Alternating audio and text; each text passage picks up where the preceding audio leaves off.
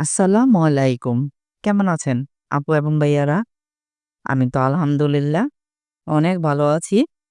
যে যেখান থেকে ভিডিওটা দেখা শুরু করেছেন, একটা লাইক দিয়ে ভিডিওটা দেখতে থাকেন। আর সাবস্ক্রাইব করে আমার সাথেই থাকেন। কেমন? আর যেসব আপু ভাইয়ারা ফেসবুক চালান, শায়লা ব্লগ নামে একটা ফেসবুক পেজ আছে। চাইলে আপনারা ওখান থেকে ফলো করে আসতে পারেন।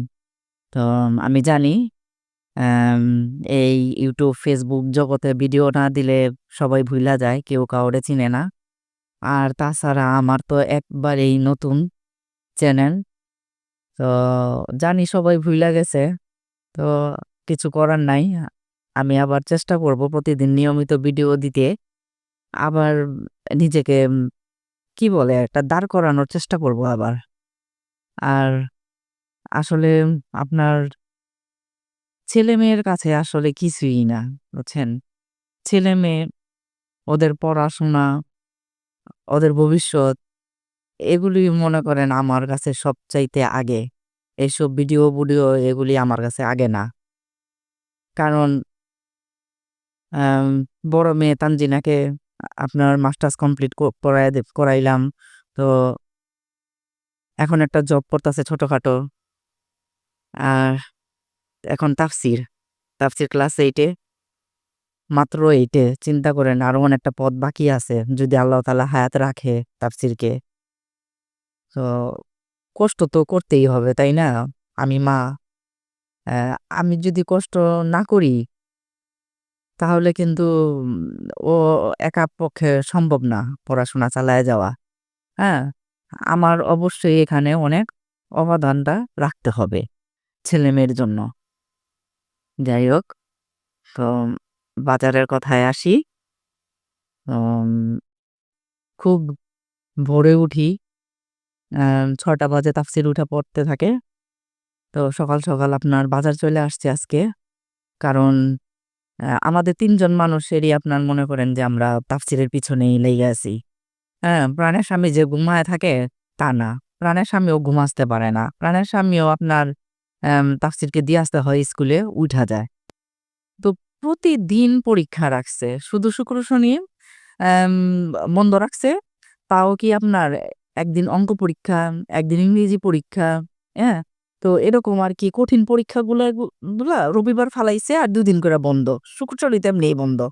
আর এমনে নন স্টপ পরীক্ষা, নন স্টপ পরীক্ষা।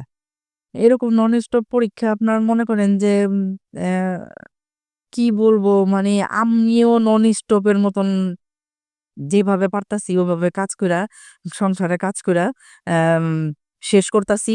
সময় মতন ওদেরকে আমি নাস্তা পানি দিতাছি, ওদেরকে বিদায় করতাছি। মানে আমিও পুরা নন স্টপ হয়ে গেছিগা। তো ভিডিও দিতে পারি নাই। সরি বলছি। আম অনেকদিন পর আপনার মনে করেন যে অ্যা মাছের বাজারটা করাইলাম। কারণ পরীক্ষার মধ্যে না আম বাজারটা করাইলে এই ছোট মাছগুলা নিয়ে আসছে, এগুলা বড়টা তো কাইটাই নিয়ে আসছে। ওগুলা কাটতে তো আপনার সময় লাগে। আ পরীক্ষার মধ্যে বাজার আনলে তো অনেকটা সময় মনে করেন বাজারে চইলা যায়। তো ওই কারণে বাজার না কইরাও আপনার মনে করেন যে উপায় নাই। আসলে বাঙালি তো কয়দিন আর মাংস খাবো বলেন? মাছ তরকারি তো খাইতে ইচ্ছা করে। তাই আজকে প্রাণীর স্বামীকে বললাম যে, "ঝামেলা তো হইতাছেই, নন স্টপ কাজ তো করতাছি। উম মইরা বাইচা বাজারটা নিয়ে আসো। অ্যাম একদিন কষ্ট কইরা কাইটা রাইখা দেই ফ্রিজে, আবার ১ সপ্তাহ খাইতে পারবো।" যাই হোক ১ সপ্তাহ হোক আর ১৫ দিন হোক।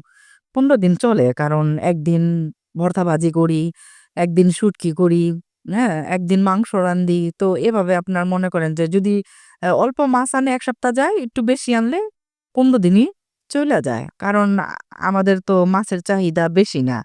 আমাদের তো তানজিনা, তাফসীর ওরা শুধু মাংসই পছন্দ করে। মাছ এত পছন্দ করে না। মাছ শুধু আমাদের ২ জনের জন্যই আনি।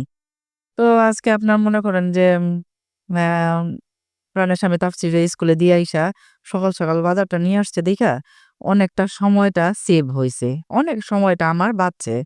হ্যাঁ? দেখা গেছে আমার ২:৩০ টার ভিতরে আমার মাছ কাটা, রাখা, তারপরে আপনার রান্না করা এগুলা আমি করতে পারছি। আর এমনি আপনার মনে করেন যে অনেক দেরিতে বাজারে যায় তখন ৪টা-৫টা বাইজা যায় এগুলা করতে, করতে। তো আজকে যেমন কালারফুল শীতের সবজিগুলা নিয়ে আসছে। তো আজকে বাজারও আমার খুব পছন্দ হইছে। তাই সবজির কালারফুলের মতন আমার মনটাও আজকে কালারফুল হয়ে আছে। হ্যাঁ, সত্যি কইরা বলি জানেন উম বাজার সুন্দর হইলে আর আমার পছন্দ হইলে অনেক ভাল লাগে। আর প্রাণের সামনে যদি একটু উল্টাপাল্টা বাজার আনে যে এটা খাই না, এটা কেন আনলো? হ্যাঁ? তখন আমার খুব রাগ লাগে। বা অতিরিক্ত ছোট মাছ নিয়ে আসলো। অতিরিক্ত আঁশযুক্ত মাছগুলো আছে না? যেগুলা আমরা যেটা আঞ্চলিক ভাষায় আইসটা বলি। আইসটাটা ফালাই দেওয়া হয়। হ্যাঁ? ওগুলি আপনার মনে করেন যে তখন আবার খুব মেজাজ খারাপ হয়ে যায়। আর আজকে দেখেন খুব পছন্দের পাঁচমিশালি মাছের থেকে টোকায় টাকায় মাছগুলা জোগাড় করছি। হ্যাঁ? মূলা আর বেগুন দিয়া রান্না করতাছি। কি সুন্দর না? মাশাআল্লাহ আলহামদুলিল্লাহ। খুব সুন্দর কালারফুল। শীতের দিনে কালারফুল তরকারি দিয়ে আমি রান্না করতাছি। আর কালারফুলও আমার মনটা আজকে। কারণ আমার পছন্দের সব রান্না করা করছি। আর অ্যা ওই মাছটা আসলে রুই না, ওটা একটা কাতলা মাছ। অনেক বড় কাতলা মাছটা।